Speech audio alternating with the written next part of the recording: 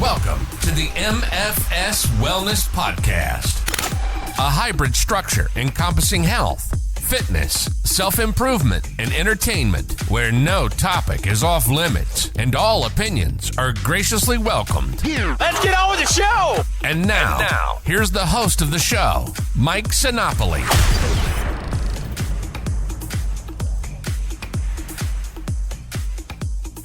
This is the MFS Wellness Podcast. I am Mike Sinopoli, and on today's episode, we are going to open some eyes, shed a little light maybe, throw in whatever cliche you'd like, at the whole good versus bad food idea. Are there actually bad foods, good foods? Is there a difference? We're going to get it all settled today. I brought on a guest for this episode, somebody who I know has a deep passion for this. Gentleman I met through social media.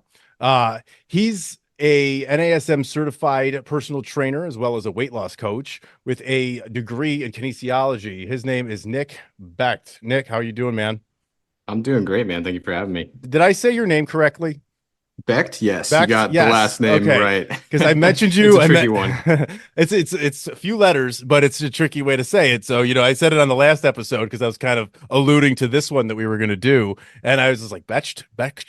I don't know. I was just like, what am I saying here? So Yeah, Germans don't make it easy to pronounce. no, they don't. They don't. That was actually supposed to be the official language of our country, I believe, way back in the day, before we ended up with English. I know there's a whole story behind that, but I won't get into that and bore our listeners with that. What we're here for today is to kind of discuss good food versus bad food. There is an entire stigma out there. I've been a victim of it. Maybe you have. I'm sure most listening have, that we label foods good versus bad. We stay away from some. We're supposed to just only consume others. I think it gets very convoluted, very confusing. But before we do, Nick, why don't you give us a little background about what you have going on with fitness, what got you into it, where you've been, what you're doing, and just whatever you want to say, man.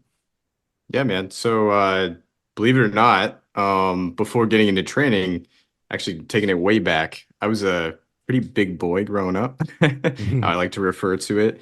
And that's really kind of what slowly pushed me towards getting into fitness and nutrition, and what's kind of opened up my eyes to this whole thing. Because basically way back when I was big, I was kind of depressed because of it. A lot of bullying, a lot of insecurities from just being big at such a young age. And you're really the odd man out amongst your peers because of it. And that lingered for years. I mean, mostly the depression's actually what caused the bigness at such a young age. And I just kind of just ate through it. And that was my way of just getting through all my emotions.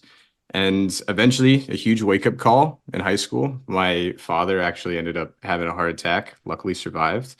But this actually day was what pushed me towards personal training, because I ended up going to school that morning because I woke up to the ambulances at my house. And my mom was like, no, you got to go to school. And so I was like, okay, I'll go to school. It was hard. And my first class was my lifting class. And my coach, I went up to him and I was like, Coach, look, I don't think I can lift today, man. And he was like, you're just going to have to try and tell me how you feel afterwards. And I did. And I was like, wow, this is a much better outlet than eating my emotions away. And so from that day on, I became obsessed with exercise. I got really into it, and it was something that I just wanted to spread to as many people as possible because of just the power that is behind movement and how it can just help you really just forget everything in the moment.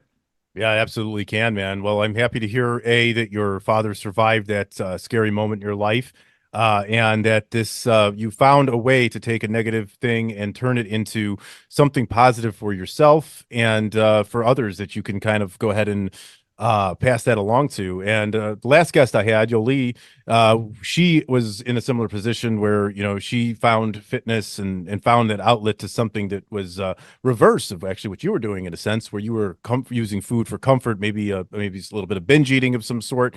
She was doing the reverse. So it's two in a row here that we have of people who have have redirected their lives in a positive way through fitness and through nutrition through the gym. However that may come about, we all have a different path. So, and I can tell you too, insecurities play a role as well for me too. And that's kind of how a lot of us start, is with insecurities. And and it just kind of becomes enough. You had enough of it. You had enough of feeling Yep. inferior. You had enough of the bullying. You had enough of that. And you just, bam, one day it just clicks and you have to make that change. There's so many different ways to go about it. So if you're still waiting for yours, if you're listening out there, it comes. I mean, sometimes you have to look for it. Sometimes you have to put effort in. You're definitely going to have to put that in. But one thing where we can help you here on this show is to I don't want to say cut a corner, because I don't like cutting corners, but eliminate something that may be a giant block for you that can happen for many years. And that is getting confused on eliminating foods because they're considered bad, and, and only consuming certain ones because they're considered good. So to clarify this, and Nick, you could tell me what you think of this. Is what I just kind of put together of what most people think of a good food. Is it's whole, natural, it's low processed or no processed, it's very nutrient dense, it's typically going to be a fruit, a vegetable, a lean cut of meat, something like that. They consider as good food, healthy food for you. And then the bad food is usually high in sugar, low satiety, highly processed, and very low in nutritional value. So let's just use the terms of broccoli's good food, donuts are bad. So would you say that that's what most of society kind of views good versus bad? Is that just really where it's at? I wish it was that simple. Hmm. But unfortunately, within our diet culture today, it's just not. Everybody's pointing the blame at almost every single thing that you just listed as good and bad. It is all fair game at this point. And so unfortunately, that's just been lost. And I mean, I agree with what you said earlier. It's very much kind of more so that trade-off between what's nutritious and what isn't, what's going to actually keep you full and what isn't. That should be the simple way that we define good and bad, although I don't necessarily like those labels either, just by how they kind of set into our mindset as we're approaching dieting. But yeah, I mean, the diet culture's made it so complicated for everyone that even simplifying it down to that isn't isn't what everyone thinks these Right. days. Now, I think a lot of people, maybe it's subconscious, but I believe that they think that certain foods that are considered bad for them are actually responsible for causing fat gain upon consumption.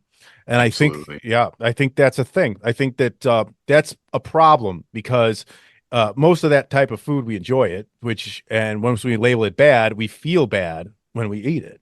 So I think a lot of this really is going to get to more of a deeper level for people, mental and emotional, when it comes to food. So, when you feel bad about eating something, you get guilt, you get shame, and then you self-sabotage yourself.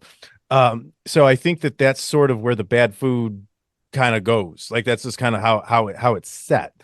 And there's a difference, right, between nutrients and calories, of course. But how do we go about this? Like, how do you go about changing somebody's views on something like this? Or where do we go from here with that kind of thing? Yeah, I mean, I think it's important to talk about like how it comes about in the first place, Hmm. because that's really what helps us gather, okay, well, what do we have to work back from? Because a lot of people are, taking things that they learned from childhood or are learning from this crazy diet culture that we have now, or from a friend recommending a diet. And then they try those things and they get quick, fast results typically because they're excluding the one thing that they put so much hatred towards, but also was the one thing they were typically either overeating on or, binging during the times where they were feeling bad about themselves. They give themselves 30 days, they see the progress, but then they slip back into eating that thing that they wanted in the first place because it's comfort for them. And then they lose all that progress and then they point to it again and say, aha, there's the evidence. That is why I'm gaining all the weight. See? And then they basically self-prove to themselves. They give themselves that kind of example that, oh, this is the bad thing. But it's really just not that way. And we have to, give ourselves different examples to get past that. And so to move forward, really what people have to do is, they have to kind of change their mindset around these foods For most of my clients, we work on basically identifying what your current mindset is. So like, you know, defining, okay, I think carbs are bad. All right, well, let's talk about why. Let's get a little bit deeper into it. What carbs are bad, because it's not, yeah, everybody likes to throw a blanket over it, right? All Mm-hmm. carbs are bad, Mm-hmm. but maybe it's only a couple things that you just have a problem controlling, right? And then from there, we try and move forward with that. And then we try to be a little bit more mindful about how we approach the diet and actually a little bit more intentional by including the things that we thought were bad and proving to ourselves that we can still lose the weight with those things included. And I'm not saying those things become our entire diet either, because as we talked earlier, there's a trade-off for all these things. If you're Mm-hmm. eating a cookie, for instance, and that's the reason why you keep gaining weight, well, you just have to eat the cookie less or less often, or maybe just take a bite. There's ways that you can approach having that thing that you like without completely getting rid of it from your diet. Right, absolutely. And that's one of the most eye-opening things that I'm sure your clients see. And I know that when I started doing what I do, the people were shocked that I was, yeah, you want this on your plan? If you want a meal plan or how we're going to work it, let's say it's an ice cream bar. Yeah, you can have an ice cream bar, sure, every day. But you know what? We're going to hit your macros and your calories and do it correctly. And sure enough, there was a lot of skepticism in that. And I think the diet culture that you're speaking of, this eliminate carbs and demonize things, it just causes so much unnecessary confusion and restriction. I've had clients tell me that they know they should stop eating so much fruit because there's sugar in fruit and sugar causes fat gain. I don't know how many lies I just said, but sounded like three of them right there. I'm like, geez, no, please don't. So when it comes down to it, there's a difference. And let me ask you this one. So you got with a client that's got a body composition goal, obviously, versus maybe a health goal, which I know maybe I'm not necessarily qualified to go ahead and say, hey, I can lower your blood sugar or reduce hypertension risks in you. But Mhm. do you go after it a different way when it's when you're doing a body composition versus anything else, or are you just strictly going on the body composition side of things? Yeah, I mean, most of my clients are coming to me for weight loss. Although I have a couple, they're looking for muscle gain and all that stuff. But I mean, I think really, when you're talking about the health markers and stuff, that's all just kind of a byproduct of Absolutely. just getting better at all of your measures. Right. And I think a lot of the crux of like the good versus bad is really just mindset. And then your approach follows after that, right? Right. Right. And without that good mindset, then the body composition will almost never come because you have to be doing it for you, right? And that's really what a lot of people miss out on. But I'm sorry, I think I lost your question there. I don't worry about it. No, I was talking about like if it was a body composition type client, which I think we mostly handle. But does the good and bad foods, you have to make any adjustments to that if somebody has a hard dietary restriction? Like okay, maybe it'll be different for someone who's got type 2 diabetes or Absolutely, yeah. something like that. That's where we want to draw, hey, we I'm putting that out there more or less that hey, we don't treat all clients the same, that there is Mhm. something to certain foods that they can do different things in different people. We're generalizing here a bit on the average human being, and that's where I was kind of going with that. So, sorry, my question probably was extremely confusing the way I asked it, but so that kind of goes with it. And like I said to start this thing off, in a way, was like a fat gain being caused upon the consumption of a food. But there's a lot going around in diet culture and through social media, Nick. I'm sure you've seen it where we're calling things that are processed like poison, like poisonous, cancer causing. They're going to do this and that. And look, there can be some truth to all this stuff, but I think it's all in the dosage, right? Like it, you have to just consistently hammer your body with something. And really, and I said on the last episode when I was talking about what healthy is, anything in excess is unhealthy. So, right. So like in this case this is where people have to unlearn. They've been so just bamboozled by that diet culture of you need to restrict and stop and not do it. Then the fear that kind of comes into them from social media, from all these scares that this uses this chemical because and it causes cancer in lab rats, and it's like, geez, okay, now don't eat any of that, right? No, like, isn't it drive you nuts? It's why I mean, it's a great time to be a nutrition coach, but everyone's fucking confused. And I don't blame them. I'm You not know, calling them stupid. it gives me content, I'll tell you that, Mike, but it Jeez. honestly, more than content, it frustrates the hell out of me, man. Mm-hmm. Like, because I think we're actively giving an entire generation eating disorders from the Oh, way that we're communicating nutrition these days. And 100%. it's terrible. I mean, we're causing anxiety around your meals, which should be a moment where you're enjoying yourself. You know, having some time to yourself, enjoying a meal shouldn't be something where you're freaking out about every single, small ingredient that you put Mm-hmm. into it. And it's crazy to me. It's crazy to me that we've gotten to this point, and it's really sad to see. I mean, social media is obviously a huge factor as to why this is happening. I mean, the algorithm obviously, helps push these, extreme views across, to get everybody into these things, and it's definitely a money making machine for a lot of people as well. So it's sad to see it go this way, but I'm just trying to do the best that I can, messaging wise, to show people that it's just does not have to be this painful experience where you have to cut out every single food that you enjoy. You really don't. You can have those foods. You can have an amazing quantity of other foods as well and still lose the weight. Like people are starving themselves. They're cutting out complete food groups, Mm-hmm. even looking towards vegetables and fruits as a bad thing. Mm. It's insanity right now. It really is. It's crazy. As good as social media is, in a way to meet the right people. That's how we connected. And I saw your posts and your stories, and I mean, I'll give your contact info at the end of the show and in the show notes. But yeah, you put out some really good content, man.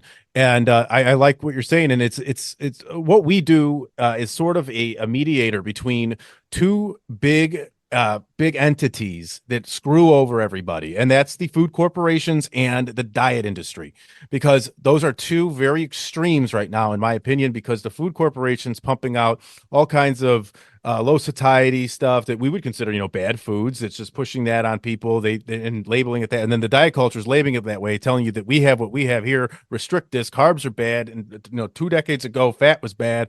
Now everyone's thinking you got to be a vegan to be healthy, and they don't know nothing. And organic and is a scam, in my opinion, and all this confusion. It's out. It's just, that's the thing, is that it comes down to this super happy medium that we have to figure out and unlearn. Like you were kind of saying, like work backwards before. I think it's just I think there's more to unlearn than there is to learn for people. And I Yes. really believe that there's, in addition to what they've just been thrown at with years of diet talk and that Yeah. culture, but they also have their ingrained, like their family lives and stuff. There's just so much to like sift through and change. It's a Yeah. challenge at times, right? I pointed to it earlier, but just I mean, I would go back to maybe the 80s and 90s and stuff and say we were trying to figure out what was going on as best we could. Not to say that they were also not money motivated, but Mm-hmm. we were trying to figure it out, you know? Now we have an incredible wealth of science. Not to say that nutrition's completely figured out because it's damn near not close to that. But um, it's it's definitely was an effort back then.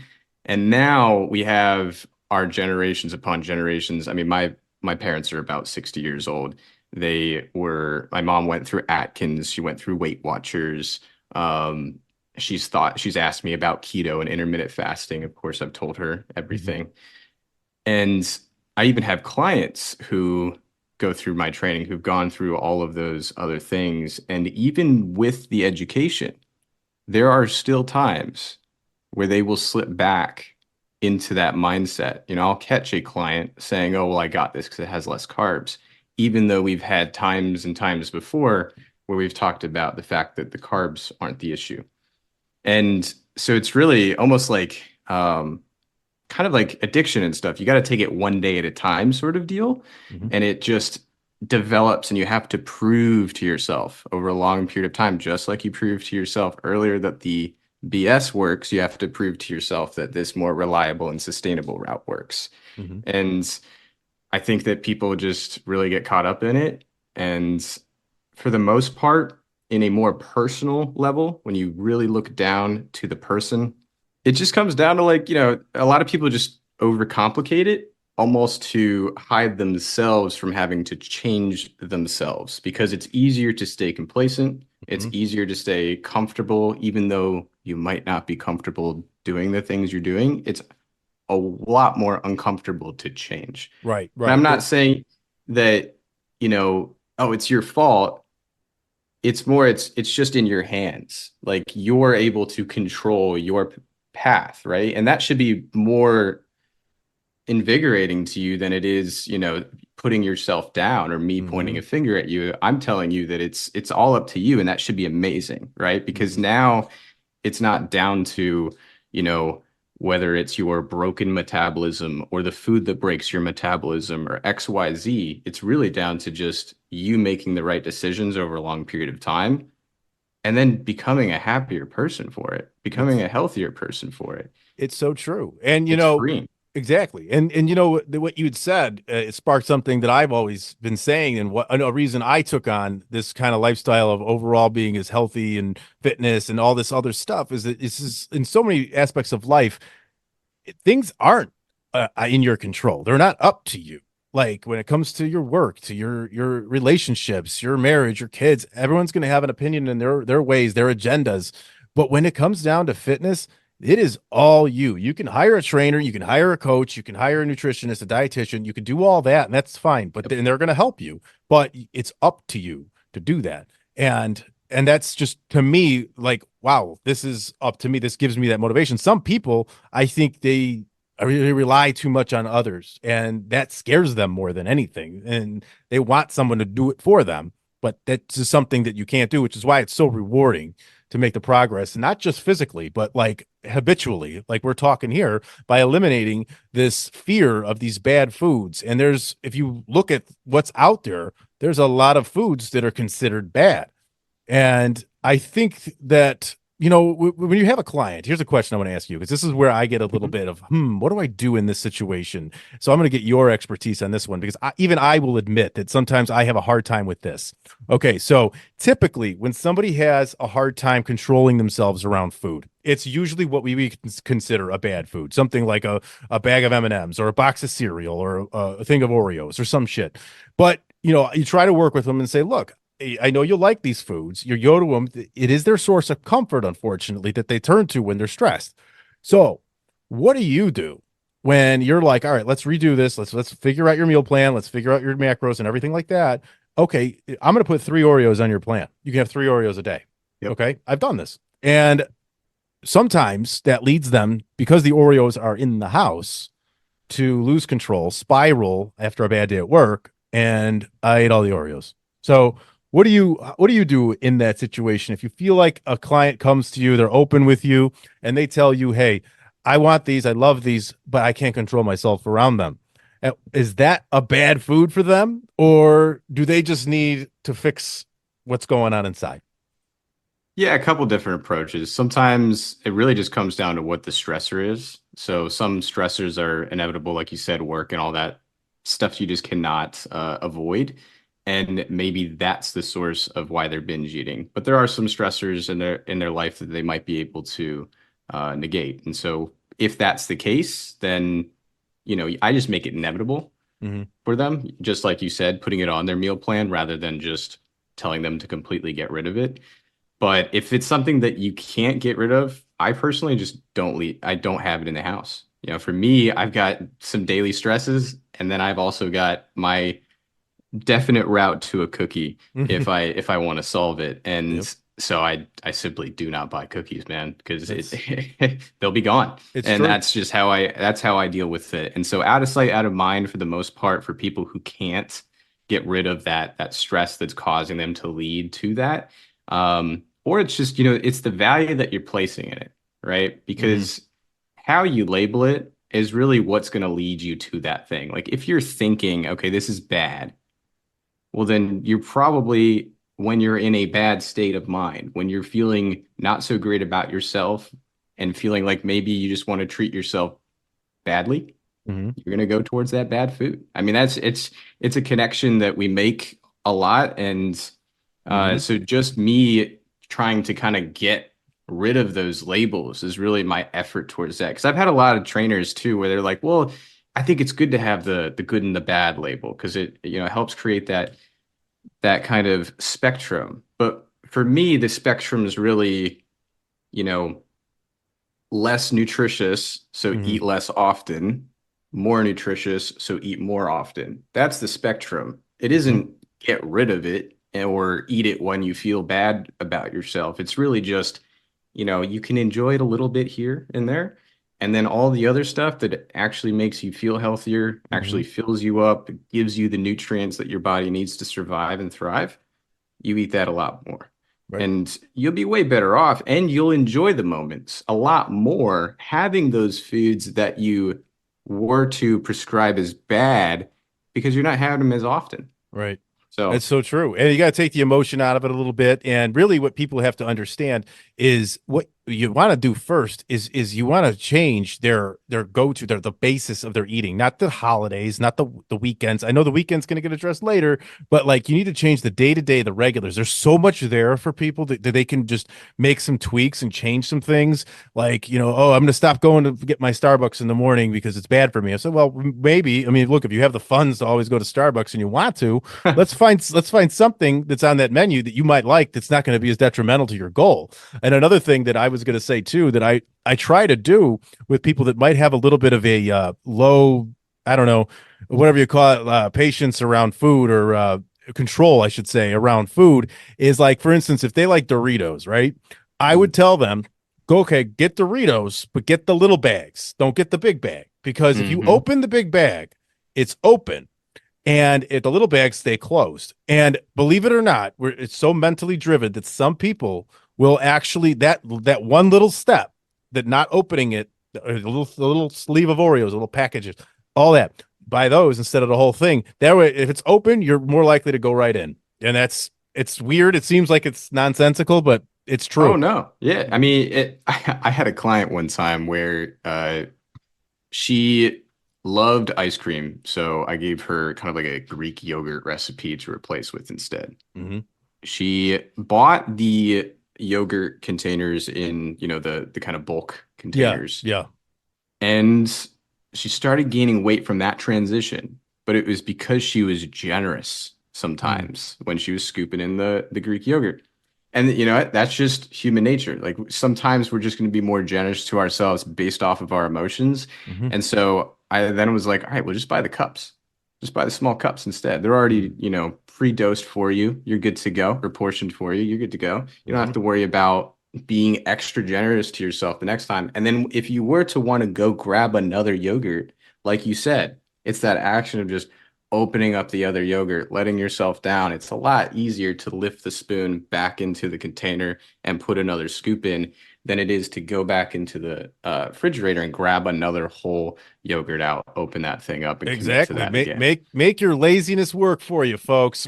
Make your laziness and procrastination work for you. Because you know what? If I take a little 140 calorie bag of Ruffles to the couch with me and sit down and watch something, the odds that I'm going to get back up and go ahead and go grab another one are very low. But if I have the entire big family size bag with me, that's probably going to stay right in my arms like a little baby, and I'm going to sit there and not know how many I had while I'm watching whatever the hell I'm watching on TV.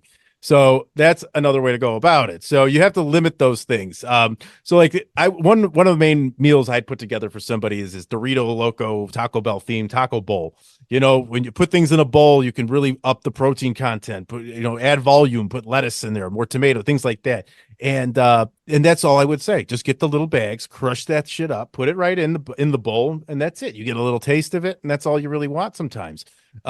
So that's just, the bad foods, the bad foods, we'll call them that. I'm using quotes, we're not on video, but you eating what you would perceive bad food in your diet will actually help you sustain, I believe, and I think you'll agree, a better diet overall for longer. Because if you go so strict and so restrictive, so rigid with everything, all of a sudden you're going to just turn the other way and say, fuck this. I'm going back to the ice cream store.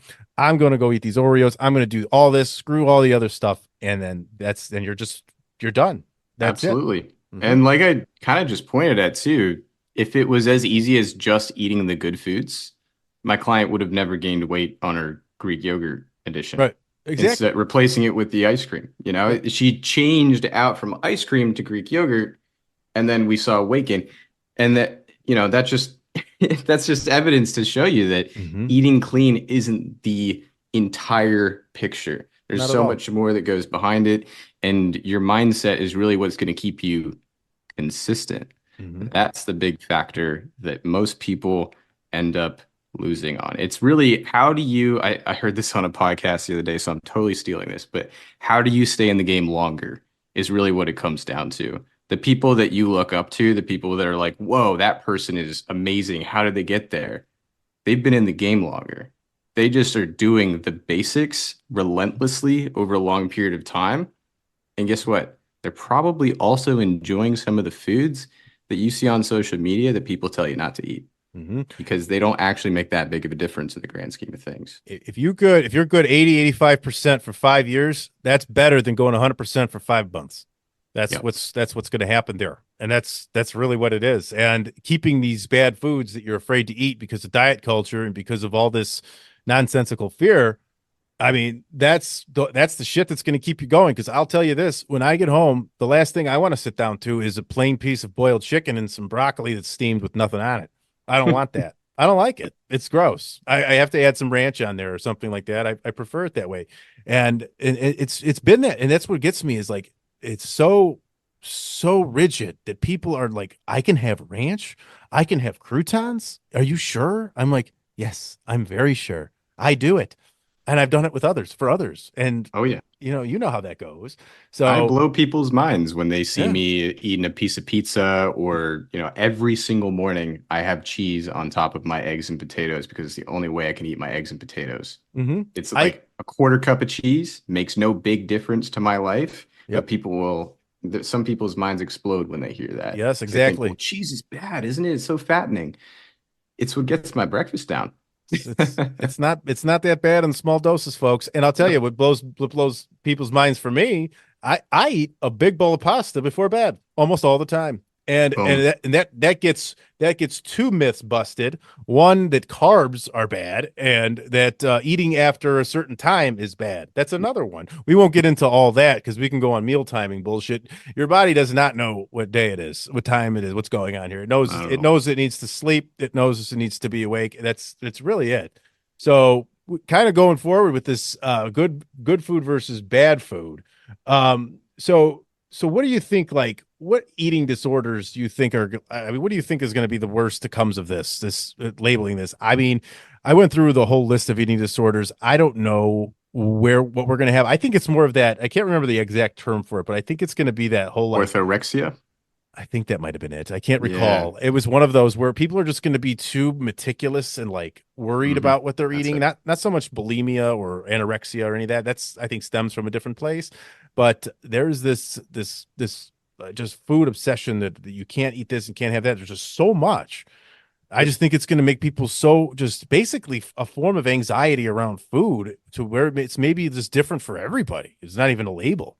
Well, and that's the thing, with a lot of, anorexia, bulimia, especially in men, we don't see people talking about it. We don't see people open about it as much. Obviously, you can typically tell if somebody's anorexic, but orthorexia, this new thing that's popping up all over the place, people basically creating their own anxieties around food and being so meticulous with their decisions, it's almost mainstream. It's almost accepted. Like Mm-hmm. this is the way that we're moving forward with dieting, and it's literally disordered eating. It's toxic. It's Mm-hmm. crazy to me. And it's hard to tell somebody to eat processed food or like include it in your diet. When I say it on my page, I always get hate for it, even from other trainers that I work with, because they're like, why are you telling people to eat the thing that's making them fat? I'm like,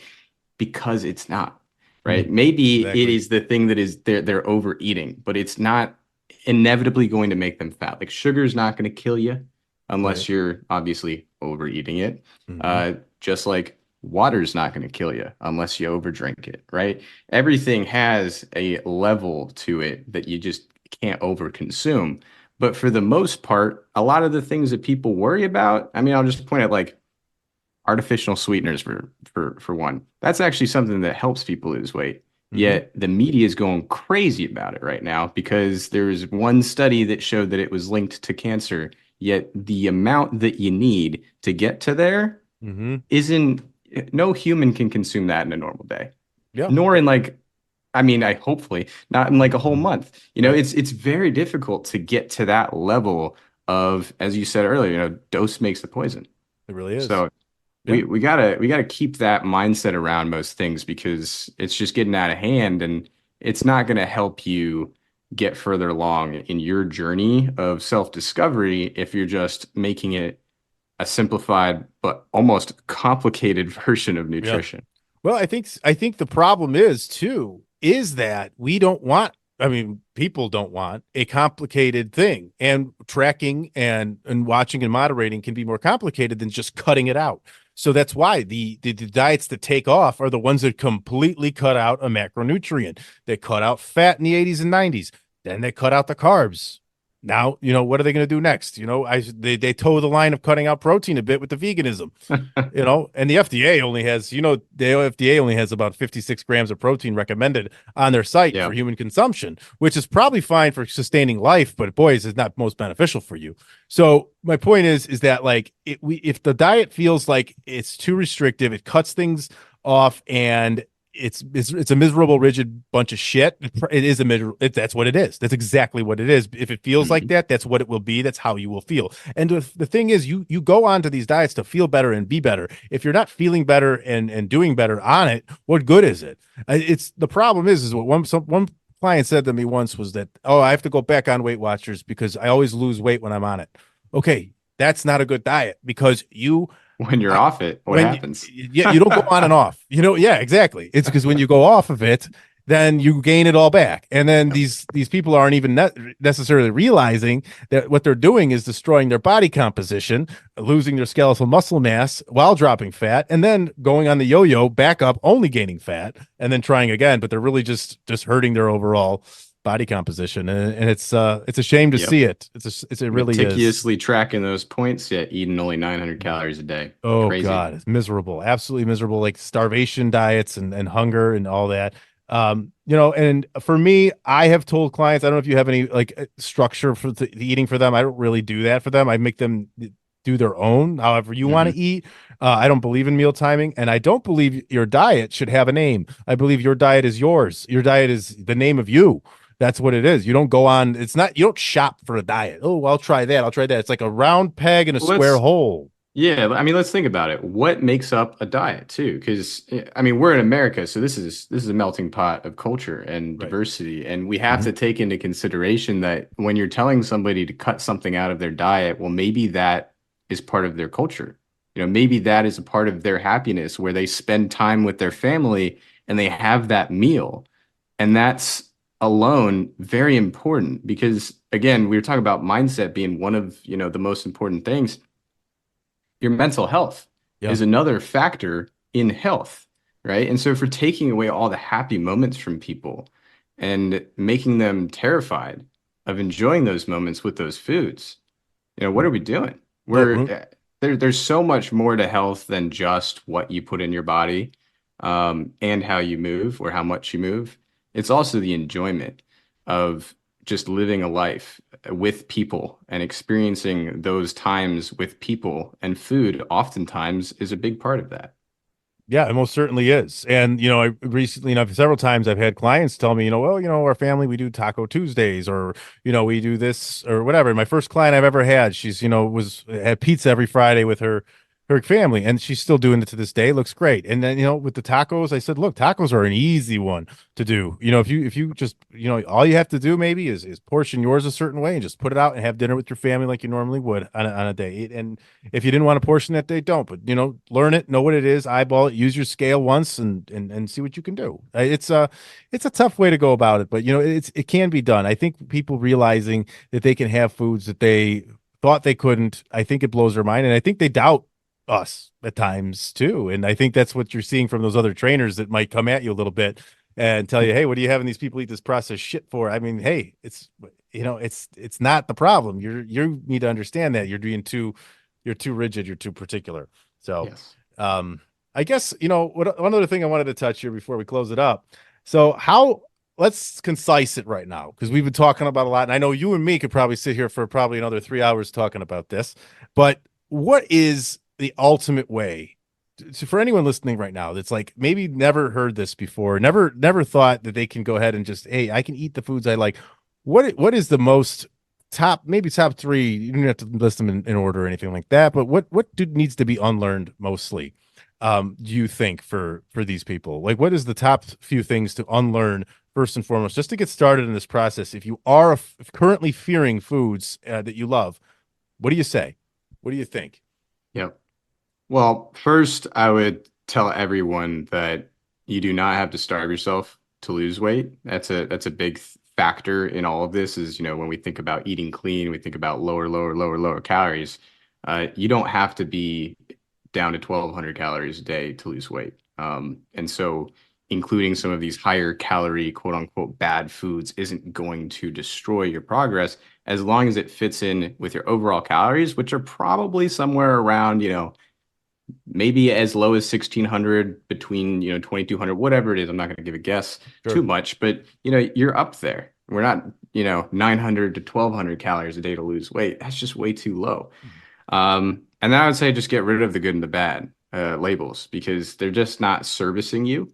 Maybe it's more I should eat this more often, I should eat this less often sort of deal. Good and bad, you're going to relate that back to experiences and emotions, and you just don't need that in your life. You're better off without it. Yeah. And yep. No, I was And going to say then good and bad. Really quick, let me just interject. Good and bad. I think if you're going to use a good and bad, just go with what you like and don't like for that instead.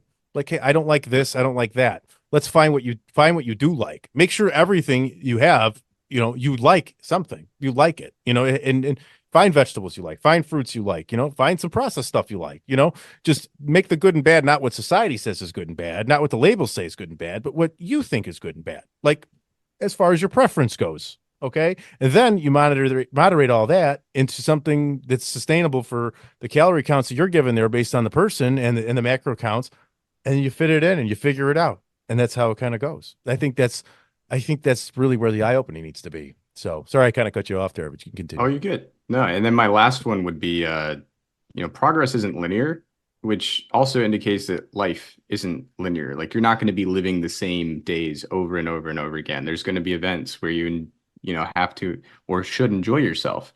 And food is probably going to be a part of that.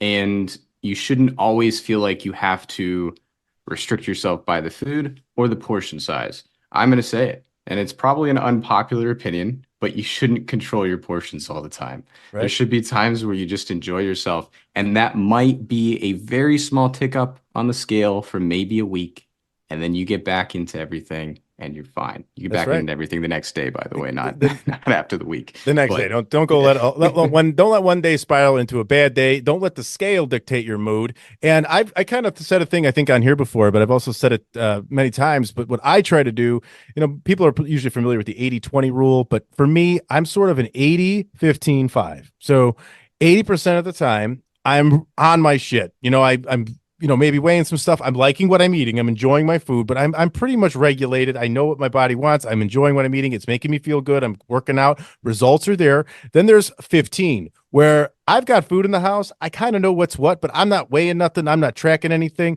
I'm just, hey, I'm eating this, maybe a little extra, maybe a little more here or there, just leniency with it. Then there's the 5, which is just what you said. Just fucking do what you want. Eat whatever the hell you fucking want 5% of the time. I think with that structure, with an active lifestyle, and a good mindset, I think you're fine. And then that 5% is that you're going to start realizing, oh shit, maybe overeating all the time like that isn't necessarily something I always want to do. Let's go back into the 15 and into the 80 and let's get things going again. That's sort of how I put it out there, if that makes sense. Yeah, I'm gonna steal that. That's all yours, great. man. That's the first time I've ever heard that. That's awesome. I love that. 80-15-5. That's my go-to, especially depends where you're at, but I think most people can do that. I mean, and what's good about that, I think, if you have a lot of fat to lose off your body, maybe 80-15-5 will work for you. But as you lean out and as you kind of maybe build some muscle and your metabolism spikes a little bit, you can maybe be at a 70 20 10 type thing. I don't know. I'm just throwing numbers out there when you can kind of gauge it, but your body becomes more forgiving to these bad foods and bad decisions, whatever you want to call them, and you rebound quicker and it is not as effective. You just really have to get into and you'll work so hard to get there. That's where you want to be. Is you work so hard to get to a point to where you just do not want to lose that progress, to where that will always be the little safety net you've got, that progress you've made. That is going to be what's going to keep you going, between your metabolism being fired up from the muscle mass that you put on. And then you're also just your brain realizing, hey, I worked so hard for this. There's not enough food in the world for me to go ahead and gorge and sit in somewhere to do that. Once you got that now you have the confidence and you can just roll, and that's it. So, and then the bad foods, you don't think about them so much. And then, you just got to turn off social media. Doritos aren't going to give you cancer if you have a few of them. And, a couple cookies ain't going to make you obese overnight. So, yep. It's just proof of concept. You just got to prove it to yourself. And over time, you will unlearn the things that you proved to yourself earlier that didn't reign true and sustainable. Perfectly said. Exactly. So, hey, there's a lot of clients, a lot of people we need to help, a lot out there that we want to help out and do. So I want to give out Nick's contact info here. So, if you're looking for a nutrition coach, of course, I'm a guy. He's a guy. We're not competitors. We're friends. Fuck it. So if you want to contact Nick, and that's Nick, okay, Becht. Okay. It's at Nick Becht Fit. That's NickBechtFit. And that's on Instagram. And his email address is nickbechtfitness@gmail.com. Again, I won't spell that all out for you, but I'll put it in the show notes, or you can contact me as well if you need Nick's information. I'm on Instagram, loosely on Facebook. Sometimes I throw myself on X if I hate myself enough, and LinkedIn here or there. That's at MFS Wellness. My email address, if you want to get a hold of me, is mike@mfswellness.com. I have a website up too, www.mfswellness.com. Nick, before we head out of here, anything else you'd like to say to anyone listening, to any of your clients or anybody that tuned in? Absolutely. Yeah. I mean, if you're just getting started on trying to lose weight, if you're really just frustrated with where you're at right now, do it for you. Don't do it for anybody else. You're well, of course, do it for your family if you have one, but do it for you for the most part, because I think a lot of people get lost and they try and, create all of their progress for something that doesn't matter as much as yourself. So. Absolutely. Well said. Well said. It's for you. It's not selfish. It's self-care, I guess, if you want to call it that. I get a little, I don't know, irritated with that buzzword, but hey, self-care, self-love, whatever you want to call it. Do it for you, like Nick said. And to all those out there who've tuned in, whether you're a follower of mine, of Nick's, client or not, thank you so much for listening. For Nick, I'm Mike, and we will talk to you on the next episode.